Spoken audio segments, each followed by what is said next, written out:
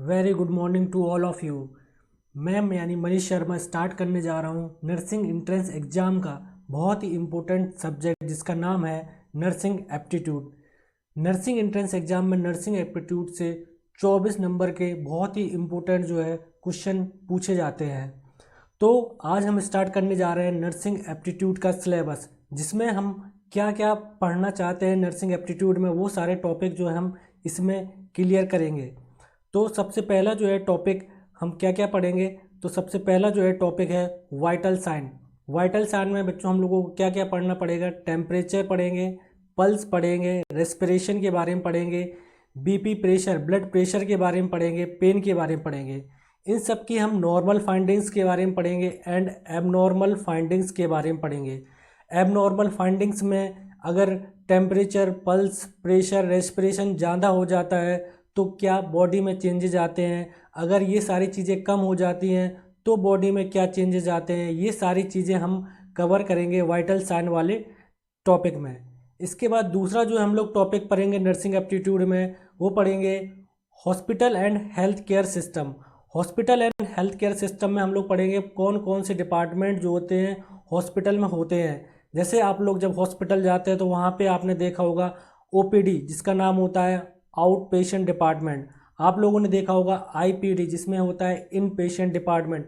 आप लोगों ने देखा होगा आईसीयू के बारे में, आप लोगों ने देखा होगा इमरजेंसी के बारे में, आप लोगों ने देखा होगा ओटी के बारे में। इसी के अलावा आप लोगों ने देखा होगा रेडियोलॉजी डिपार्टमेंट होता है, कार्डियोलॉजी डिपार्टमेंट होता है।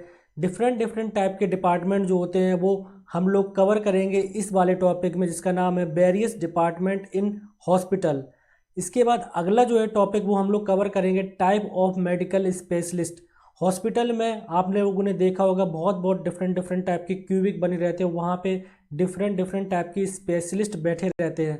तो कौन कौन से टाइप के मेडिकल स्पेशलिस्ट रहते हैं, उनका काम क्या होता है, नर्सिस का उसमें क्या रोल होता है। जैसे कि कार्डियोलॉजिस्ट क्या काम होता है, न्यूरोलॉजिस्ट का क्या काम होता है, ऑन्कोलॉजिस्ट का क्या काम होता है, ऑर्थोपेडिक सर्जन का क्या काम होता है, गैस्ट्रोइंटेरोलॉजिस्ट का क्या काम होता है।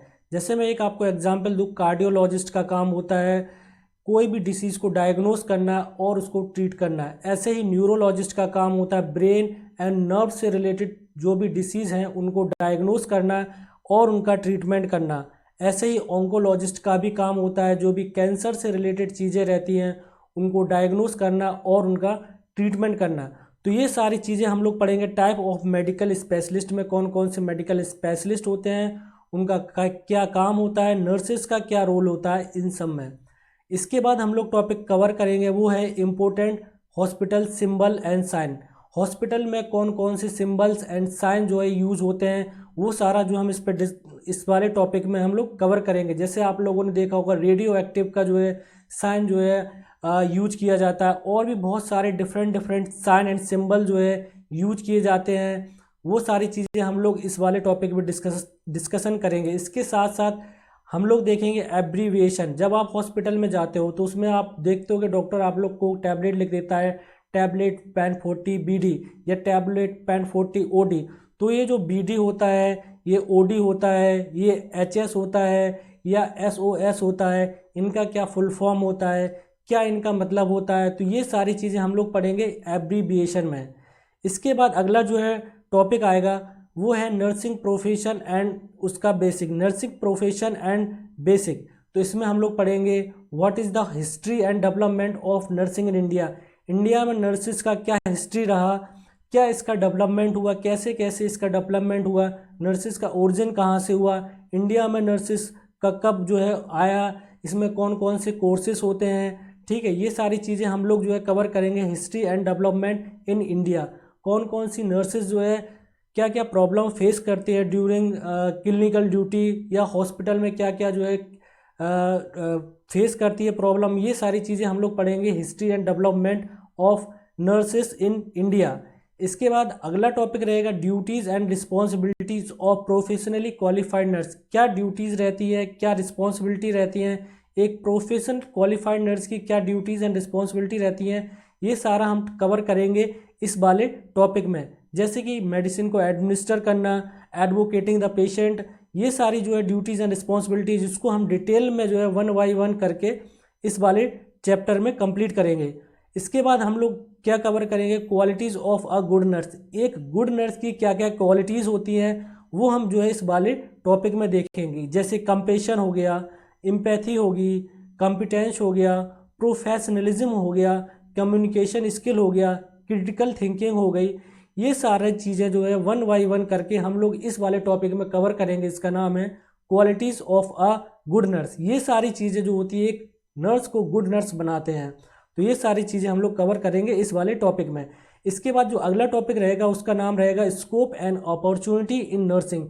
क्या क्या नर्सिस का स्कोप है, क्या क्या अपॉर्चुनिटी है। जब आप बीएससी नर्सिंग, जीएनएम या एएनएम कर लेते हैं उसके बाद नर्सिस का क्या स्कोप रहता है, क्या उसकी अपॉर्चुनिटी होती है, क्या क्या वो कर सकता है। जैसे कि आप नर्सिस करने के बाद बीएससी नर्सिंग कर सकते हैं, एमएससी नर्सिंग कर सकते हैं, आप जो है पैरामेडिकल बीएससी नर्सिंग कर सकते हैं, एमएससी नर्सिंग कर सकते हैं, जीएनएम कर सकते हैं, एएनएम कर सकते हैं, इसके साथ साथ इसमें पीएचडी भी कर सकते हैं। तो ये तो रहा आपका स्कोप। और कौन कौन सी अपॉर्चुनिटी होती है, आप जो है मिलिट्री फील्ड में जा सकते हैं, आप हॉस्पिटल में काम कर सकते हैं, या फिर कोई भी एनजीओ है उसमें आप जो है काम कर सकते हैं आफ्टर डूइंग जो है नर्सिंग। इसके बाद अगला जो है 6 नंबर का जो है अगला जो है 4 नंबर का जो है टॉपिक रहेगा उसका नाम है national health program in India. India में जो है नेशनल हेल्थ प्रोग्राम कौन कौन से जो है रन कर रहे हैं, तो इसमें हम लोग डिफरेंट टाइप के प्रोग्राम के बारे में पढ़ेंगे। कौन कौन से प्रोग्राम, कौन सा प्रोग्राम कब लॉन्च हुआ, ठीक है, उसको किसने रिकमेंड किया था। तो ये सब हम जो है इस वाले टॉपिक में पढ़ेंगे। जैसे कि नेशनल हेल्थ प्रोग्राम के बारे में पढ़ेंगे, इसमें हम लोग 2 तरीके के प्रोग्राम पढ़ेंगे, national urban health mission, national rural health mission. इसी के साथ इसमें हम लोग पढ़ेंगे पीएम जय मतलब आयुष्मान भारत प्रधानमंत्री जन आरोग्य योजना, प्रधानमंत्री जन आरोग्य योजना, ये वाला भी जो है प्रोग्राम जो है इसको भी हम लोग कवर करेंगे नेशनल हेल्थ प्रोग्राम में। ये जो आपको जो है डिफरेंट टाइप के प्रोग्राम दिए इन सब के बारे में हम लोग डिटेल में बाद में जब हम लोग पढ़ेंगे उसको में कवर करेंगे। जैसे कि reproductive and child health program जिसको बोलते हैं RCH program, pulse polio immunization के बारे में हम लोग पढ़ेंगे, RNTPC जिसका नाम होता है revise national tuberculosis control program, या फिर हम लोग इसको बोलते हैं NTPE national tuberculosis elimination program. इसके साथ हम लोग पढ़ेंगे नेशनल एड्स कंट्रोल प्रोग्राम के बारे में पढ़ेंगे, national program for preventive of control of cancer, diabetes, CVD का मतलब होता है coronary vascular disease and stroke, ये भी एक प्रोग्राम है जिसको हम लोग बाद में डिटेल में पढ़ेंगे। जननी सुरक्षा योजना के बारे में पढ़ेंगे, जननी शिशु सुरक्षा योजना के बारे में पढ़ेंगे, मिड डे मील के बारे में पढ़ेंगे, जो कि हेल्थ से रिलेटेड टॉपिक रहेगा मिड डे मील का, वो हम इस वाले में कवर करेंगे। इम्यूनाइजेशन शेड्यूल के बारे में पढ़ेंगे, इम्यूनाइजेशन प्रोग्राम के बारे में पढ़ेंगे। UIP का मतलब होता है यूनिवर्सल इम्यूनाइजेशन प्रोग्राम। तो ये सारे जो इतने भी प्रोग्राम हैं उन सबको जो है हम इस वाले टॉपिक में डिस्कशन करेंगे। इसके बाद अगला जो हम लोग टॉपिक करेंगे कवर वो है फर्स्ट एड। फर्स्ट एड का जो भी बेसिक कंसेप्ट रहेगा वो सब हम लोग इसमें कवर करेंगे। इसमें हम लोग पढ़ेंगे डेफिनेशन क्या होती है फर्स्ट एड की, क्या इसके एम्स है, एम्स अगर हम देखेंगे तो उसमें क्या मतलब है इसका, प्रिजर्व लाइफ को प्रिजर्व करना, प्रिवेंट रोसनिंग मतलब कि कोई भी कंडीशन को बुरी से बुरी या बद से बदतर हालत में जाने से रोकना, प्रमोट रिकवरी करने को प्रमोट करना, जो भी पेशेंट की रिकवरी उसको जल्द से जल्द उसकी रिकवरी हो उसको हम लोग प्रमोट करते हैं। और हम लोग इसमें पढ़ेंगे इम्पोर्टेंस पढ़ेंगे, क्या रूल एंड प्रिंसिपल है फर्स्ट एड के, वो सब इसमें कवर करेंगे। इसके बाद हम लोग पढ़ेंगे क्वालिटीज़ ऑफ फर्स्ट एडर, जो फर्स्ट एड प्रोवाइड कर रहा है उसके अंदर क्या क्या क्वालिटीज़ होनी चाहिए, वो सारी चीज़ें हम लोग पढ़ेंगे क्वालिटीज़ ऑफ फर्स्ट एडर। इसके बाद क्या क्या लीगल एस्पेक्ट होते हैं ड्यूरिंग फर्स्ट एड, जब भी आप किसी पेशेंट को फर्स्ट एड देते हो तो उसके कौन कौन से लीगल एस्पेक्ट होते हैं उस सबको भी हम लोग इसमें कवर करेंगे। इसमें एक लॉज आता है गुड सैनिटेरियन लॉ, उसको भी हम जो है इसमें कवर करेंगे। इसके बाद आता है इम्पोर्टेंट टॉपिक, कौन कौन से जो है इम्पोर्टेंट टॉपिक रहेंगे फर्स्ट एड में जो कि हमको कवर करना पड़ेगा इसमें। तो क्या फर्स्ट एड की किट होती है, फर्स्ट एड किट में क्या क्या आइटम्स रखे रहते हैं, जैसे कि उसमें एग्जाम्पल दिया है बैंडेज का एग्जाम्पल दिया है, एंटीसेप्टिक का एग्जाम्पल दिया है, ग्लव्स का एग्जाम्पल दिया है, सीजर का एग्जाम्पल दिया है। तो ये सारे जो है एक किट होती है फर्स्ट एड की, उसमें ये आइटम होने चाहिए। इसके अलावा भी बहुत सारे आइटम्स होने चाहिए। तो बेसिक बैंडेजिंग एंड स्प्लिंटिंग का क्या बेसिक रहता है? Basic splinting and bandaging, bandaging कैसे करना होता है, स्प्लिटिंग कैसे करना होता है, ये इसका बेसिकली हम लोग इसको कवर करेंगे बेसिक में। इसके बाद ट्रांसपोर्ट ऑफ अ इंजर्ड, मतलब कोई भी अगर आपके पास इंजर्ड पेशेंट आता है, इंजर्ड पर्सन आता है, तो उसको कैसे एक जगह से दूसरी जगह ट्रांसपोर्ट करते हैं, उसकी भी एक टेक्निक होती है। जैसे कि रैग लॉग रोल बेसिक के तरीके से हम लोग कैसे करते हैं, ड्रैग तरीके से कैसे करते हैं, ये सारी चीज़ें जो हम लोग पढ़ेंगे फर्स्ट एड बेसिक में। इसके बाद हम लोग इसी में कवर करेंगे डिजास्टर एंड मास कैजुअलिटी। ठीक है, जब भी आप कभी देखते हो, मतलब कोई बहुत बड़ा मास कैजुअलिटी हो जाती है, कोई रोड ट्रैफिक एक्सीडेंट हो जाता है या फिर कोई ट्रेन का एक्सीडेंट हो जाता है, तो उसको बोलते हैं मास कैजुअलिटी है, या फिर कोई बोलते हैं डिजास्टर बोलते हैं। तो उसमें क्या नर्सिस का रोल रहता है, कैसे उसको हम फर्स्ट एड प्रोवाइड करेंगे, क्या ट्राइएज का इंट्रो होता है, ट्राइएज का इंट्रो होता है, कैसे हम जो है पेशेंट जो सीवियरली इल पेशेंट है या फिर जो मॉडरेट इल है या फिर बहुत ही कम जो इल है, उनको डिफरेंट डिफरेंट कैटेगरी में कैसे उसको डिवाइड करेंगे, ये हम लोग पढ़ेंगे ट्राइएज में। इसके बाद हम लोग इसी में फर्स्ट एड में कवर करेंगे इमरजेंसी असेसमेंट एंड रिस्पांस, कैसे हम एक नर्स को कैसे इमरजेंसी में असिस्ट करना होता है, कैसे जो है इसको रिस्पांस करना होता है, ये भी चीज़ें हम लोग कवर करेंगे। जैसे कि सीन सेफ्टी, जब आप किसी पेशेंट को इमरजेंसी या फर्स्ट एड प्रोवाइड करने जा रहे हैं तो सबसे पहला इंपॉर्टेंट काम होता है आसपास का जो भी सीन रहता है या जो भी एरिया रहता है, उसको सीन को अच्छी तरीके से सीन करना या उसको देखना है कि वो जो एरिया है वो सेफ है कि नहीं।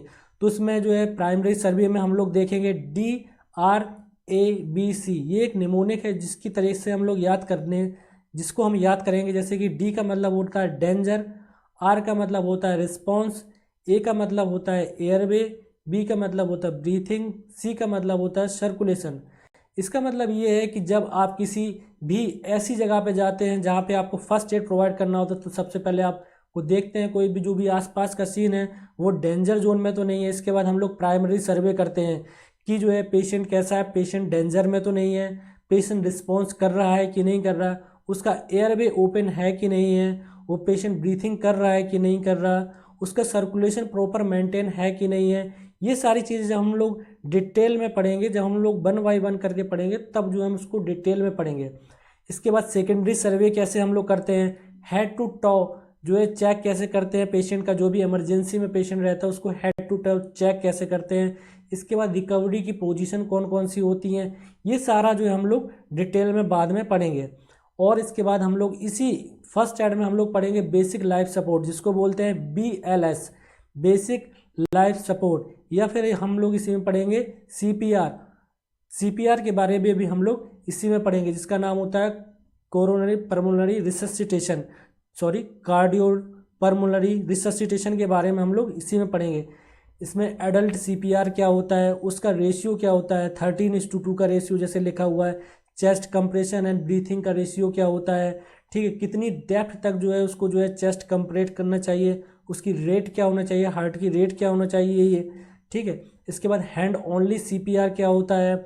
इसके साथ साथ हम लोग इसी में पढ़ेंगे बेसिक लाइफ सपोर्ट में हम लोग पढ़ेंगे चोकिंग मैनेजमेंट। अगर आपके पास कोई ऐसा केस आता है, कोई एक जो है न्यूनेट रहता है या कोई एक बच्चा रहता है जिसने कुछ निगल लिया होता है, तो उसको कैसे मैनेज करते हैं। बैक स्लैप मेथड क्या होता है, एबनॉर्मल थ्रस्ट क्या होता है, हेलमिंथिक मैनुअर क्या होता है, ये सारे जो एक तरीके से मैनुअर, ये एक तरीके का प्रोसेस होता है जिससे भी कोई भी आपके पास एक पेशेंट आता है चोकिंग वाला, तो उसको मैनेज किया जाता है। इसी में हम लोग पढ़ेंगे कौन कौन सी common emergency and first aid management, इसी वाले फर्स्ट एड वाले टॉपिक में हम लोग कवर करेंगे। ब्लीडिंग एंड वुंड वाले पेशेंट को हम लोग कैसे मैनेज करेंगे, जैसे कि लिखा हुआ डायरेक्ट प्रेशर देके, एलिवेट करके, बैंडेजिंग करके, ठीक है। इसके साथ साथ हम लोग पढ़ेंगे बर्न वाले पेशेंट जो भी होते हैं उनको कैसे हम लोग मैनेज करेंगे। इसमें लिखा हुआ है cool with running water, cover with clean cloth, no oil, ghee and toothpaste, ठीक है। फ्रैक्चर वाले पेशेंट या डिसलोकेट वाले पेशेंट को कैसे जो हम लोग मैनेज करेंगे फर्स्ट एड में, तो इसमें लिखा हुआ राइस करके एक निमोनिक है, उसको हम लोग याद करने के लिए हम लोग तरीका यूज करते हैं। जैसे R का मतलब होता है राइस, I का मतलब होता है आइस, C का मतलब होता है कंप्रेशन, E का मतलब होता है एलिवेशन। जैसे कोई पेशेंट आपके पास आता है, कोई फ्रैक्चर उसका हाथ में या फिर पैर में फ्रैक्चर हुआ होता है तो उसको हम पेशेंट को जो भी हाथ या पैर रहते हैं उसको राइस करके मतलब रेस्ट पोजीशन में रखते हैं। इसके बाद उसको आइस कंप्रेशन देते हैं और उस जो भी एरिया होता है उसको में मोस्टली स्वेलिंग देखने को मिलती है तो उस वाले एरिया को एलिवेट करके रखते हैं। ठीक है, बाद में हम लोग सब इसको डिटेल में पढ़ेंगे। शॉक वाले पेशेंट को आप कैसे मैनेज करेंगे, उसके कौन कौन से साइन रहते हैं शॉक में। ठीक है, और जो है हम लोग पॉइजनिंग वाले पेशेंट को भी कैसे मैनेज करेंगे। ठीक है, जो भी बाइट्स रहती हैं, स्टिंग्स रहती हैं, उन वाले पेशेंट को हम लोग कैसे मैनेज करेंगे। जैसे कि स्नेक बाइट वाले पेशेंट को हम लोग कैसे मैनेज करेंगे, इंसेक्ट बाइट वाले किस पेशेंट को कैसे मैनेज करेंगे। ठीक है, फैंटिंग मतलब मूर्छा आ जाना, जब अगर किसी पेशेंट को इमरजेंसी में कोई फैंटिंग आ जाती है तो उसमें हम लोग कैसे फर्स्ट एड मैनेजमेंट जो है पेशेंट को देंगे। ठीक है, हीट स्ट्रोक वाले पेशेंट को कैसे मैनेज करेंगे।